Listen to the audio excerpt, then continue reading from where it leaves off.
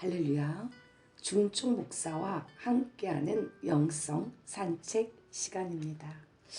사랑에 관한 이 연재글은 따라 너의 결혼은 지금 행복하니? 라는 제목으로 쿰란 출판사와 담장 너머에서 종이책과 전자책으로 출간되었습니다. 교보문고에서 추천도서로 되어 있죠.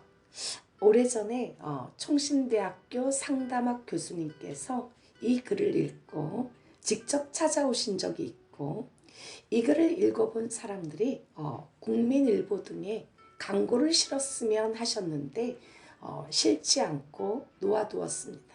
설교문에서도 많이 인용을 해서 같은 이야기가 나오는 경우도 있을 것입니다. 반복이 되는 부분은 스킵을 권합니다. 전체 스토리가 10번은 넘게 연재가 될 것 같고요. 심령에 잠잠히 은혜가 있기를 기도합니다. 오래전에 한국심리학계지에서 가족생활 주기에 따른 기혼자의 결혼 만족도라는 주제 아래 우리나라 부부는 젊을수록 그리고 남성이 더 행복하다라는 연구 결과를 발표하였습니다. 이 논문에 따르면 40대, 50대, 60대가 20대 부부보다 전반적으로 불만족이 더 높았죠. 그리고 여성은 신혼에 속하는 결혼 적응기에 불만이 가장 적었고, 자녀 청소년기와 자녀 결혼기에 전반적으로 불만이 다 높았습니다. 그러나 남자들은 이와 같은 특징이 나타나지 않았죠. 즉, 자녀 양육이나 친인척의 문제의 부정적 효과가 여성에게만 나타난다라고 보고하였죠. 그러면 과연 여성들에게만 부정적 효과가 높고 남성들은 그렇지 않을까요? 그러나 불행하게도 40대 남성의 사망률이 세계 1위입니다. 세계 2위도 아니고 1위예요. 1위. 여성 사망률의 3배나 된다고 하죠. 특히 자살률이 가장 높은 층도 40대 중반의 남성들입니다. 결혼해서 집 사고 자녀 교육시키느라 눈코뜰 새 없이 앞만 보고 일해온 40대 남성들, 목숨을 바쳐 새끼를 지키겠다고 홀로 죽어가는 가시물고기처럼 아버지들은 자식의 인생을 위해 모든 것을 내어주었습니다. 노자금까지 내어주었고, 심지어 가족과 떨어져 돈 버는 기계로 전락해 지내기도 하였습니다. 참자, 내가 여기서 주저앉으면 다 끝장이야. 자식들과 마누라를 위해서라도 참아야 하느니라. 하지만 파김치가 되어 집에 돌아오면 아내는 아내대로 무능력하다고 스트레스를 주고, 아이들은 아이들대로 다 컸다고 거들떠보지도 않습니다. 그러다가 어느 날 직장에서 쫓겨나면 쫓겨났다는 말도 못하고 소주 하나 사들고 저기 북한 산에라도 올라갑니다. 어느새 젊음은 이미 저 멀리 사라졌고 죽음이 문 밖에 성큼 와 있습니다. 나이가 더해가면서 자신이 점점 소용없는 존재로 변해가고 있음을 통감하면서 인생이 허무해지죠. 갑자기 가슴에 구멍이 빵 뚫린 것 같습니다. 그러면서 마음 한구석에서는 자신의 심정을 이해해 줄 따뜻한 누군가가 그리워지기 시작합니다. 저는 언젠가 청년들 사이에서 꽤 알려진 에이모 목사님의 인터넷 방송 설교를 듣는 도중에 자기는 탤런트 가운데 김혜수를 무지무지 좋아한다 라는 목사님의 고백을 듣고 잠시 깜짝 놀란 적이 있었습니다. 이럴 수가. 사모님한테 무슨 소리를 들으시려고 저러시나 하면서 고개를 갸우뚱거렸죠. 그러면서 목사님의 나이가 중년이군 하고 혼잣말을 하며 살며시 웃음을 지은 적이 있습니다. 오래전에 대중에게 크게 어필된 나는 아내와 결혼한 것을 후회한다 라는 책에서 심리학자인 저자는 이런 말을 했죠. 어느 날부터인가 김혜수가 좋아지기 시작했다. 결국 나와 같은 철없는 중년들의 김혜수의 가슴에 대한 열광은 소통 부재의 불안과 재미가 없는 삶으로부터의 도피하려는 대행적 현상이다 라고 말입니다.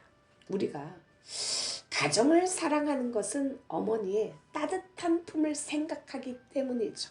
어머니의 품의 특징은 모든 것이 다 용납된다는 것입니다. 아플수록 연약할수록 그리고 단점까지도 다 포근하게 감싸주는 것이 어머니의 품인 것이죠. 그런데 김혜수 하면 생각나는 것이 여자의 큰 가슴인데 남성들은 사랑으로 완벽하게 소통했던 자신의 어머니를 떠오르면서 어머니의 상징인 여자의 쭈쭈빵빵한 큰 가슴에 빠진다는 것이죠. 조금 아이러니하지 않은가요? 남자들이 가정에 들어와서 제일 원하는 것이 그냥 쉬는 거예요. 안식입니다. 편안하게 그냥 내버려 두는 것을 제일 좋아하죠. 하루 종일 직장에서 시달리고 들어올 때 그 제일 원하는 것은 그냥 따뜻한 품에 안겨서 쉬는 것입니다. 남자들이 밖에서 아무리 위대한 일을 하고 위대한 성취를 하고 사회에 기여를 한다고 해도 집에 들어오면 품을 동경하는 것이죠. 그 품에서 안식하며 내일 다시 인생의 전쟁터로 총싸움을 하러 나갈 그 힘을 축적하는 것이죠. 영국의 대처 수상은 밖에서는 수상이었지만 집에 들어오면 남편을 위해 손수 차를 끓이고 식사를 만들었다고 하지 않는가요? 그런데 현대 비극은 여인들이 품이 되기를 거절하는 데 있습니다. 여인의 가장 소중한 존재인은 넓은 품이 되어주는 것이죠. 남편과 자녀들이 집에 들어오면 그 품을 제공해 주는 것입니다. 세계보건기구는 전 세계의 질병과 사망의 그 첫 번째 원인이 심장질환이며 두 번째 원인은 급성 우울증이라고 발표했죠. 남성들의 스트레스는 심장질환이나 급성 우울증의 중요한 원인으로 지목되고 있습니다. 사실 남성 우울증은 정상적인 남성들의 행동과 확연하게 구별되지 않습니다. 그래서 본인은 물론 주변 사람들도 그가 우울증을 앓고 있다는 사실을 알지를 못하죠. 남자들은 자신이 느끼는 것을 그대로 받아들이고 이야기하는 대신에 그 상태에서 벗어나기 위해서 술, 도박, 음란물 막 일에 몰두합니다. 남성의 우울증은 그렇게 다양한 방법으로 남성 자신에 의해 포장되죠. 은밀하게 진행되는 이 병은 치명적입니다. 감정은 마비가 되고 우울한 상태는 계속되는 것이죠. 직장에서도 멍 때리고 있습니다. 머리가 안 돌아가요. 이렇게 남자들은 전형적인 우울증 증상을 자신이 스스로 느끼더라도 술 친구를 찾아 기분을 풀거나 잠이 안 오면 그냥 핸드폰을 만지작거리죠. 누적된 피로는 그러려니 하고 사우나에 가는 것이 고작입니다. 그리고 슬픈 생각이 들면 그 감정 자체가 당황스러워서 성이나 일로 풀려 하는 것이 보통의 남자들이죠. 그런데 여인이 가정에서 품이 되기를 거부하는 그 순간에 가정은 품위가 없고 작고 안식이 없기 때문에 가정에서 사랑을 받지 못하는 남자들은 일부러 기가 시간을 늦춘 채 밖에서 밤거리를 헤매게 됩니다. 이 시간에 가요. 홍민의 너는 아는가 라는 곡입니다.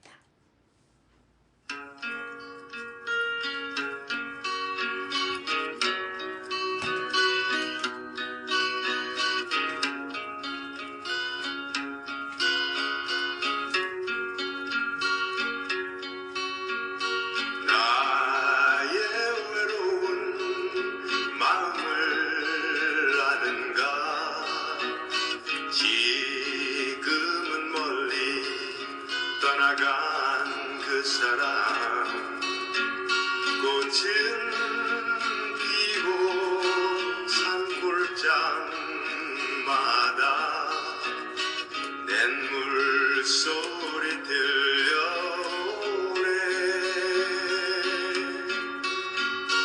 너의 마음 물들어 있는 하얀 꽃잎에 속삭임처럼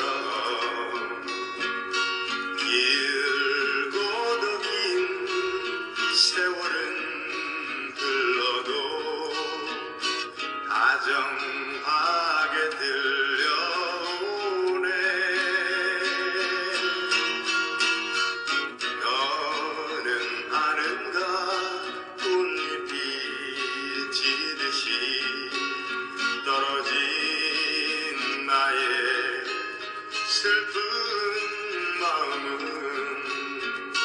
나의 외로운 마음을 아는가 지금은 멀리 떠나간 그 사람 꽃은 피고 산골장마다 냇물 소리 들려오네 너는 아는가 꽃잎이 지듯이 떨어진 나의 슬픈 마음을 너의 마음 물들어 있는 하얀 꽃잎에 속삭임처럼 길고도 긴 세월은 흘러도 다정하게 들려오네 너는 아는가 꽃잎이 지듯이 떨어진 나의 슬픈 마음을 나의 외로운 마음을 아는가 지금은 멀리 떠나간 그 사람 꽃은 피고 산골장마다 냇물 소리 들려오네 냇물 소리 들려오네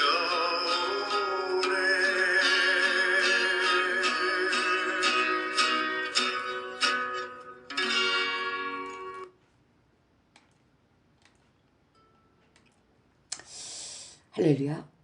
긴 사막 여행을 마친 사람에게 신문 기자들이 가장 고통스러웠던 것은 무엇이냐고 물었습니다. 뜨거운 태양과 물 없는 강야를 외롭게 혼자 걷는 것이었습니까? 아닙니다. 아니면 가파르고 험한 고갯길을 고생하며 올라가던 것이었나요? 그것도 아니에요. 기자들은 대답을 재촉하며 또다시 물었죠. 그것도 아니라면 추운 밤이었나요? 그러자 그 여행자는 그런 것들은 전혀 문제가 되지 않았습니다. 사실 저를 괴롭히고 고통스럽게 만들었던 것은 제 신발 속에 들어왔던 모래였습니다. 라고 대답하였죠. 우리는 흔히 고통은 아주 크고 어려운 일 때문이라고 생각하기 쉽지만 사실은 마음이 맞지 않는 사람으로 인하여 몸살을 앓는 이들이 많습니다. 마음이 맞지 않는 자와 같이 사는 것이 얼마나 힘든 줄 아는가요? 정말 신발 안에 든 모래같이 별거 아닌 것 같은데 그것 때문에 온 몸이 아픕니다. 마음이 맞아야 행복한 결혼 생활도 할 수가 있죠. 조건이 아무리 좋아도 마음이 안 맞으면 이것은 완전히 생 지옥입니다. 가끔 외관상 행복의 조건을 다 갖춘 사람들이지만 갈라서는 경우를 보고 왜 그러느냐라고 물어보면 다들 한결같이 성격 차이라고 말하죠. 조건이야 살면서 만들면 되지만 성격을 맞추고 마음을 맞춰가는 것은 정말 어렵기 때문입니다. 그래서 성경은 그 고통을 한마디로 이렇게 표현하죠. 다투는 여인과 함께 큰 집에서 사는 것보다 움막에서 혼자 사는 것이 나으니라. 기가 막힌 표현 아닌가요? 다투는 여자와 함께 살며 스트레스를 받는 것보다 차라리 움막에서 혼자 사는 것이 속 편하다는 이야기입니다. 신발 속에 있는 작은 모래 하나, 정말 별거 아닌 것 같은데 그것 때문에 온 몸과 마음이 아픕니다. 마음이 맞는 자와 같이 가면 신나고 재밌죠. 찰떡궁합이란 말이 있지 않는가요? 척하면 삼척이고 쿵 하면 담 넘어 호박 떨어지는 소린 줄 아는 사람끼리 함께 일해야 일이 힘든 줄 모르고 그런 사람과 함께 살아야 검은 머리가 팥뿌리가 되도록 인생이 즐거운 것입니다. 마음이 맞는다는 것은 가치관이 같은 것을 말하죠. 상대방의 편에서 배려한다는 것을 말합니다. 결혼은 엄밀한 의미에서 두 가지 방식이 존재할 뿐이죠. 상대방을 친절하게 배려하는 이타적인 결혼 방식과 상대방을 배려하지 않는 이기적인 결혼 방식이죠. 결혼하기 전에는 상대방을 무척 배려하는 듯이 보이다가도 결혼 후에는 이기적인 모습으로 돌아가는 사람들이 많습니다. 그러나 생각해 보십시오. 서로가 맞지 않는 톱니바퀴가 계속해서 맞물려 나갈 수 있다고 생각하는가요? 잠깐은 갈 수 있겠지만 반드시 대형 사고가 나거나 어느 순간에 기계가 멈추고 말 것입니다. 계속 가다가는 사고 날 게 뻔하죠. 방귀가 잦으면 화장실 가게 되어 있고 다툼이 잦으면 갈라서게 되어 있습니다.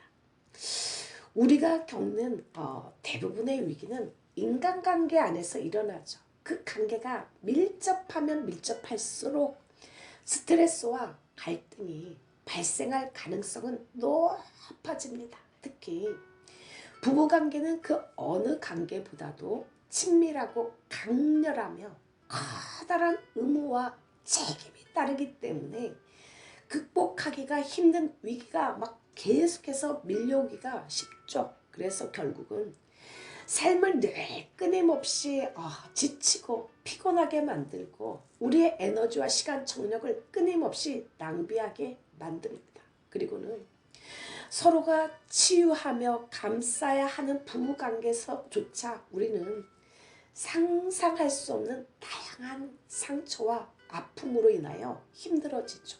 다음에 세 가지 이야기처럼 말입니다. 첫 번째 이야기입니다.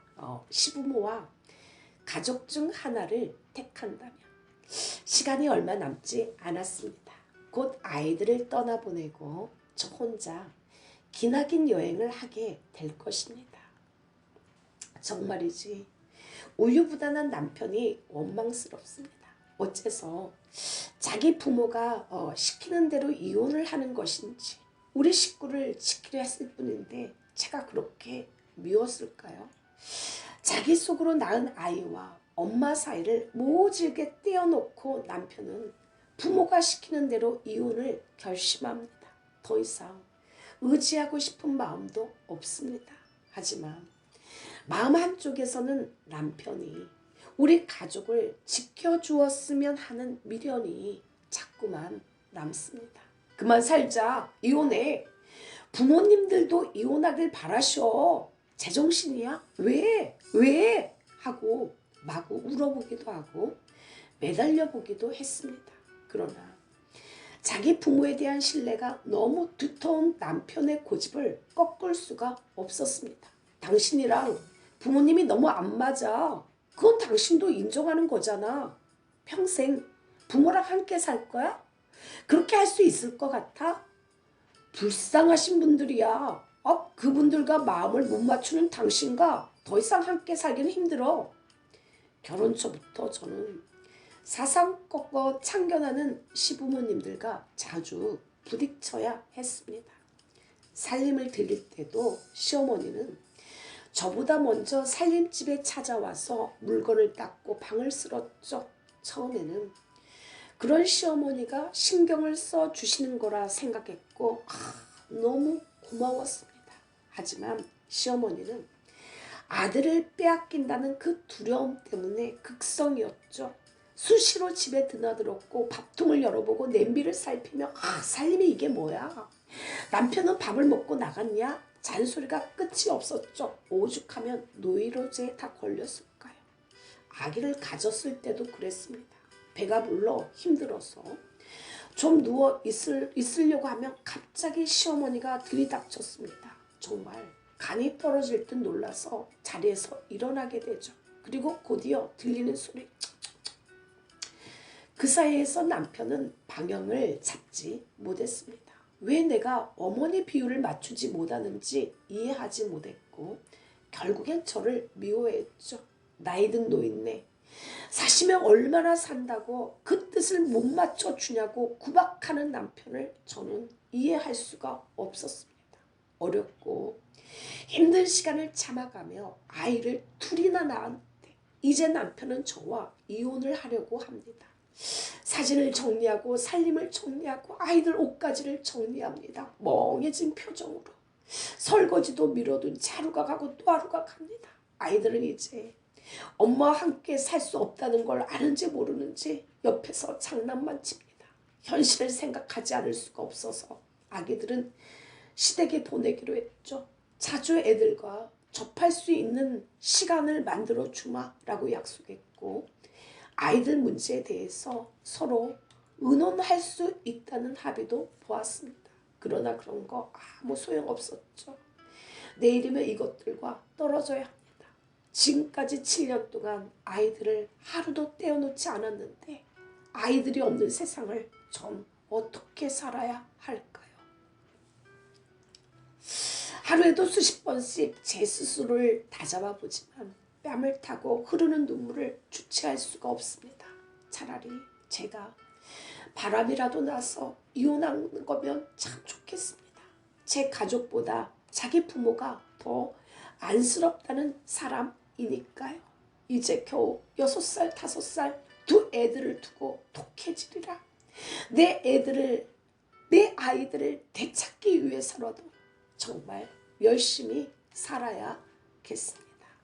이 시간에 찬양 엘로힘의 하나님 올려드립니다.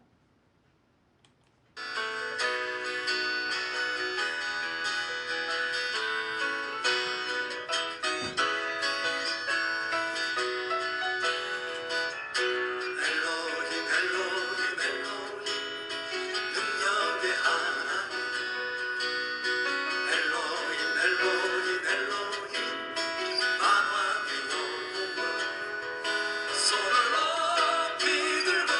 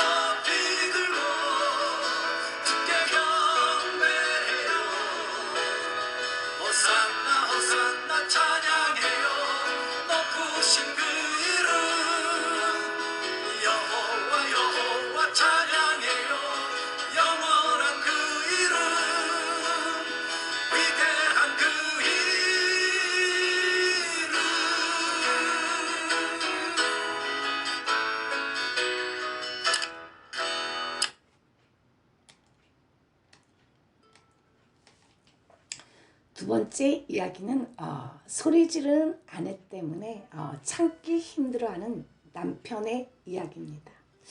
저는 36살의 남자입니다.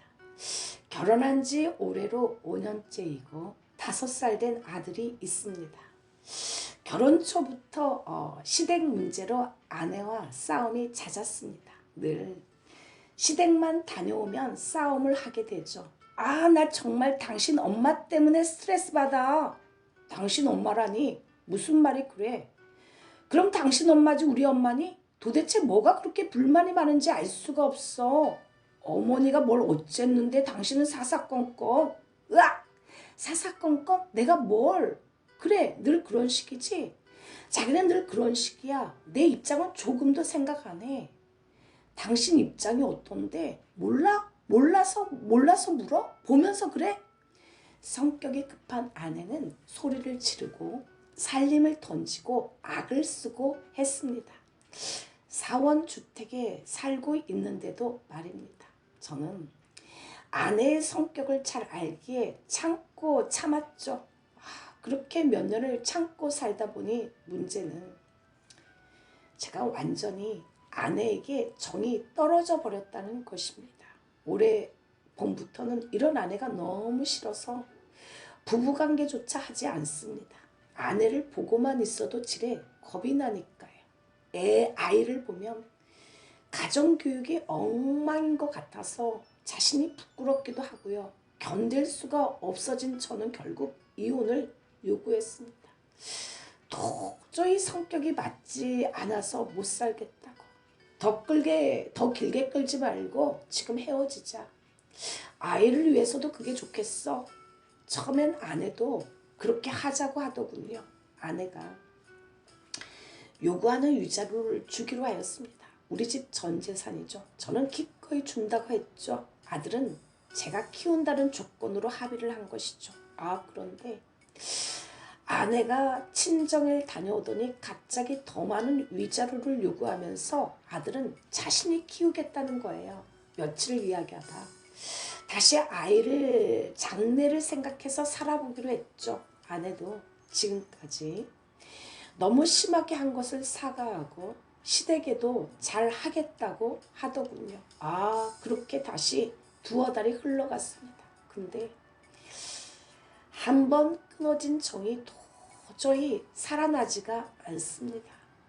잠자리를 요구하는 아내를 보면 정말 기가 막히고 감당이 안 된다는 생각이 들고, 그래서 저는 다시 이혼 얘기를 꺼냈습니다. 자식만큼은, 아들만큼은 제가 키우고 싶습니다. 그런데 문제는 어머님이 애를 키워줄 수 없다고 합니다. 절망스럽더군요. 회사 일은 회사 일대로 힘들어지고 아내는 지금까지 부은 적금도 모두 자기 것이고 모든 재산을 다 자기가 가져가야 한다고 합니다. 제가 먼저 이혼을 요구했기 때문에 그 요구를 거절할 수도 없고, 그래도 전 헤어지고 싶습니다. 이렇게 살면 뭐하나. 또 아들한테 늘 목소리 높이는 엄마와 싸우는 저의 모습을 보여주기도 싫고 무일푼으로 어머니 밑에 들어가서 살아야 하는데 이런 제 자신이 잘한 일인지 요즘엔 길을 걷다가도 한숨만 나옵니다. 세 번째 이야기는 분노 때문에 너무나 힘이 들어하는 사모님의 이야기입니다.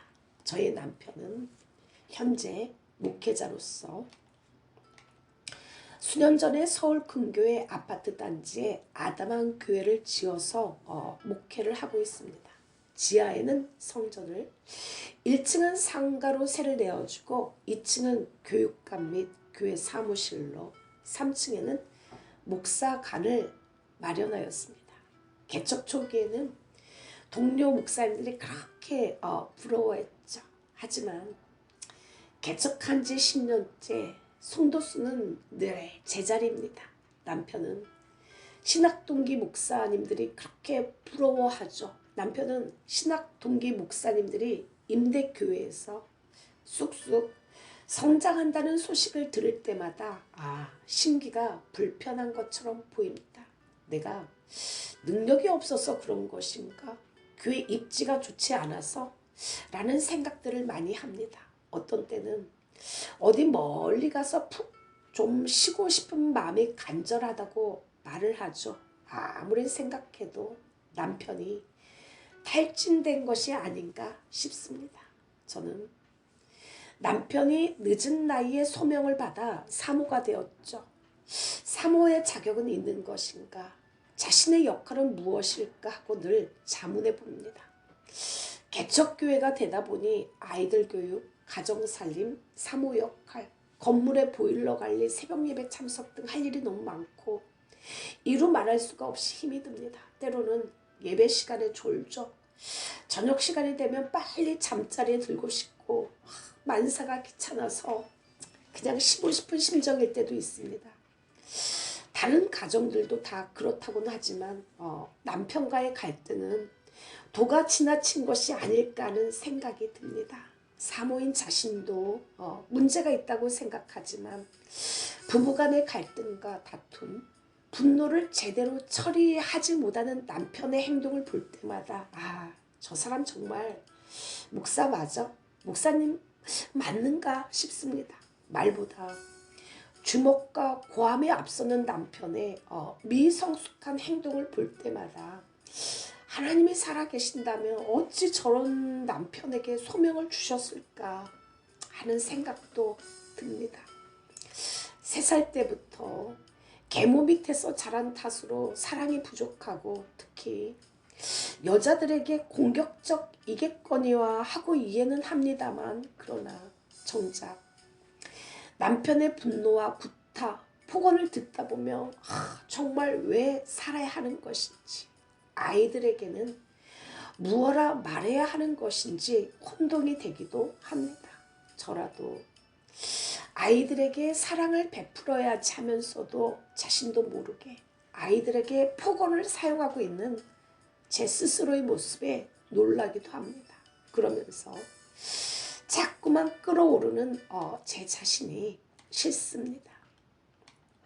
이 시간에 찬양 내가 먼저 손 내밀지 못하고 한 곡 올려드립니다.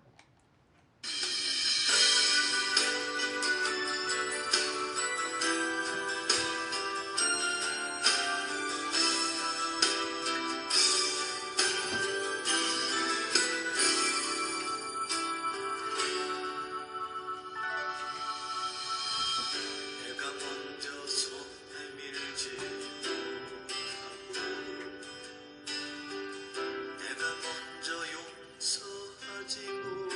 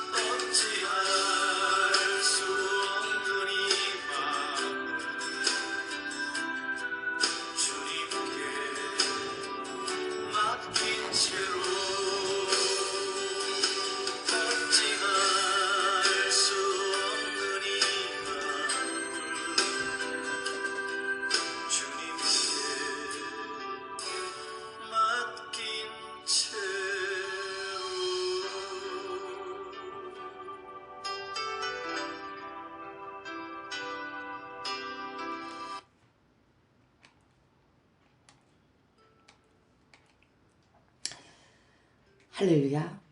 교회 권사님이 화분을 정성 들여 사다 놓으면 얼마 지나지 않아서 교회 꽃들이 시들어져 가거나 병들거나 하면서 죽어가던 때가 있었습니다. 얼마나 미안하던지. 그렇게 많은 화초들이 죽어나간 후에 지금은 각 화초의 특성에 맞게 정성이란 물을 주게 되었죠. 그러자 놀랍게도 화초들이 1년 내내 싱싱함을 유지하면서 녹색의 싱그러움을 잘 유지하고 있습니다. 당신의 남편, 당신의 아내는 어떤가요? 화초가 죽어가듯이 당신의 냉랭한 무관심 때문에 어두운 곳에서 남몰래 신음하고 아파하고 있는 것은 아닌지. 한 결혼정보회사에서 20, 30대 미혼 남녀들에게 만우절날 가장 듣고 싶은 거짓말이 무엇인지 설문조사를 하였습니다. 그때 1순위로 가장 듣고 싶은 거짓말은 나는 너만을 사랑해 라는 말이었죠. 그 다음으로는 우리 결혼하자와 세상에서 네가 가장 예뻐 라는 말이었습니다. 우리의 마음 깊은 곳에 있는 욕구 중에 하나가 바로 사랑에 대한 갈망이죠. 자기 자신만큼이나 소중한 반쪽을 찾아서 자신의 몸, 생각, 열망, 희망, 불안 등을 나누고 싶은 욕망이죠. 그러므로 남녀가 엄숙한 서약을 통해서 한 가정을 이루는 결혼은 자신의 삶에 가장 중요한 사랑과 한 몸, 한 마음, 그리고 한 영혼이 되고 싶다는 강렬한 욕구가 반영된 것이죠. 결혼은 이처럼 서로에 대해 바라는 것이 크기 때문에 위험 역시 매우 심각합니다. 속속들이 열어 보여준 자아는 치명적인 상처를 받을 수가 있죠. 오랫동안 수년에 걸쳐서 상대 배우자와의 갈등은 사실 죽음에 이를 만큼 그 상처는 심각합니다. 제가 제일 좋아하는 목사님이 있습니다. 정말 그 목사님의 이니셜과 특징을 조금만 이야기하여도 많은 사람들이 다 아는 그런 분이죠. 하루는 그 목사님의 수십 년 전에 녹음되어 있는 설교들을 듣고 있는데 목사님이 이런 이야기를 하시는 것이었습니다.